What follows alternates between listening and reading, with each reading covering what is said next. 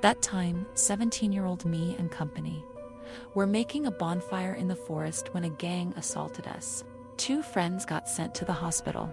So recently I made a post on how 9-year-old me and my 12-year-old brother hid in the bathroom of our house during a home invasion. And it reminded me of a story that happened a few years after. During my teenage years, TL Doctor, we were making a Halloween bonfire and drinking when a gang started throwing rocks at us and then stole some of our belongings. After that, two of us got sent to the hospital and we went to face the attackers. When the police came, things didn't go as planned. I used to participate in a group that did activities intended towards children. We usually went to neighborhoods to make games for the kids and so on. On Halloween, we usually went to give candy to children while on costumes. That night, I was dressed up as the Joker. So I went to the rally point and met the other guys and girls with whom we were going to give candies. The night went as planned.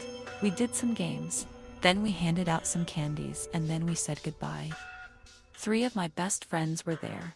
And after the activities were over, we sat on a bench and talked about random stuff. Eventually, we got to the topic of Halloween parties and how we never went to one. We really wanted to go to a Halloween party, dance, drink, do teenager stuff. I'm kind of an introvert, but I've always tried to live my life. I don't have to regret not doing stuff. So when I'm old, and partying was one of them, so I too wanted to go to a Halloween party. We called our friends, but no one knew of any party. Eventually, we got on touch with our friend Luis, who was 18 at the time, asking him if he wanted to do something. He told us he was going to round up a few people and then we could go out in 20 minutes. In those 20 minutes, we went to a friend's house.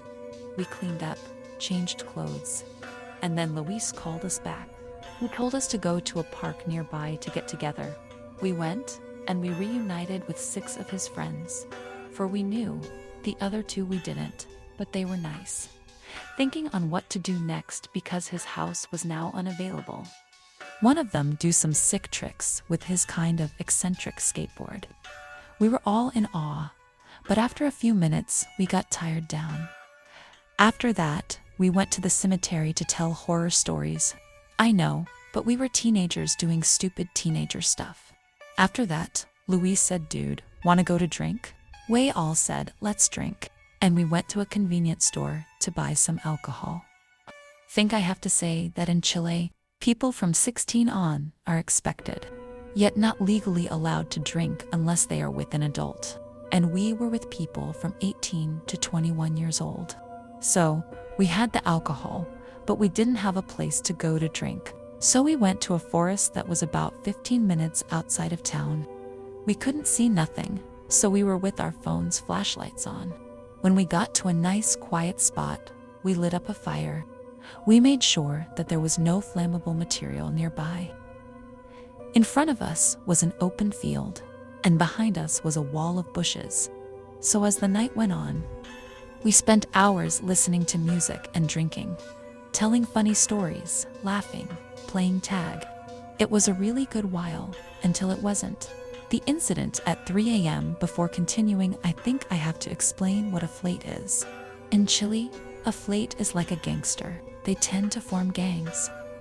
Those who are in gangs tend to be really violent and short-tempered.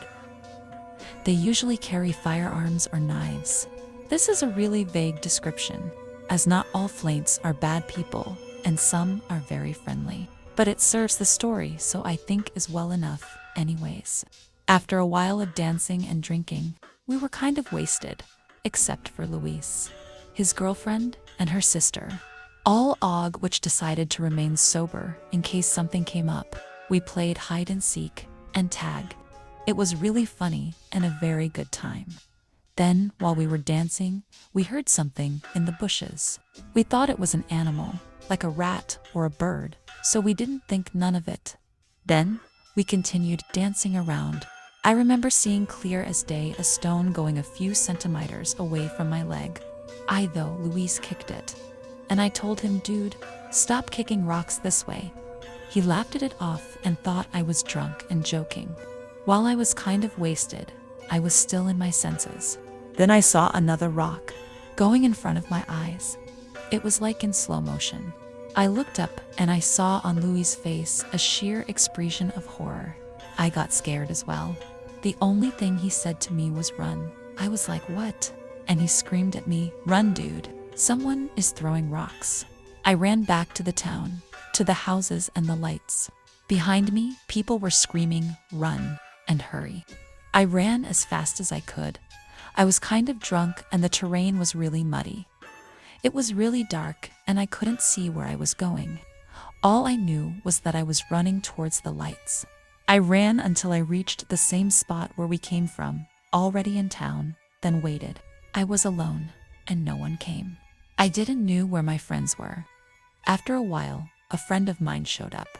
He screamed at me, dude, give me your jacket or something. They hit Fred on the head. When they came closer to the light, I saw him helping the other to walk. Upon seeing his face, blood was running down and dripping. I immediately gave him my jacket and called an ambulance. Then some of my other friends came, one by one. They all went to Louis's place because it was nearby. Then Louis came. Where is my girlfriend and he said. I told him she didn't came through. We sent everyone to his house and waited for the 2 missing people. We were ready to go and face the people, throwing rocks in case they were doing something to them. But then they appeared. His girlfriend was hysterically screaming, they hit my sister. They hit her, she is bleeding. We went to her and the whole side of her face was covered in blood. We rushed her to Louis's house and made sure we were all there. We were, so we calmed down. When the ambulance came, the 2 who got hit went there. We then called the cops. After the incident, 3:30 a.m., I remember some of us being in shock. Others were angry, and others were kind of in the middle ground. Louis was raging, these fucking kids. We didn't know who threw the rocks. I thought we got in the terrains of someone without knowing, and the owner tried to scare us away. But my friends told me they saw a group of people hiding in the bushes. We left everything at the bonfire, the sock board, the speaker, some wallets. For me, I had everything safe. Louis then told me and my friends, dude, let's find these fuckers. Let me call some guys and let's go after them. I was mad, but wanted to retrieve some of the stuff. So I told him that we would go, but if there were too many of them, then we would turn back. He called 2 of his friends, and in 5 minutes, they were with us. I knew them because of some school stuff, but they were very loyal, and they both went to the gym. They were some big fellas, so I felt safe when they came. Eventually, we went out to look for the people who threw rocks. When we were about a block away from the forest, we saw them walking with our speaker, the skateboard and other stuff we left there. It was almost like a Mexican stand-up. We were a block away from them and we just stared at each other. There was like 15 of them and only 6 of us.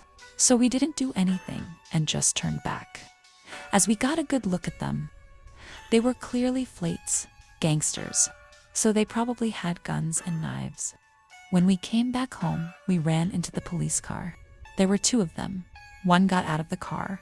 We told them we called and explained the situation very fast because we didn't want the guys to run away. However, the officer told us, you are telling me you were drinking, being minors, and then got attacked? We told him yes, and though he responded with the most upsetting shit ever. So you minors were drinking, doing a bonfire at the forest in the middle of the night, and are now asking me to give you justice. Don't you kids realize how hypocrite you are? I responded with, we were in supervision of 3 adults. And not because we were drinking, we deserved rocks being thrown at our heads, dude. He looked at me with an expression of pure hatred. I was really scared, but angry as well. He then repeated himself.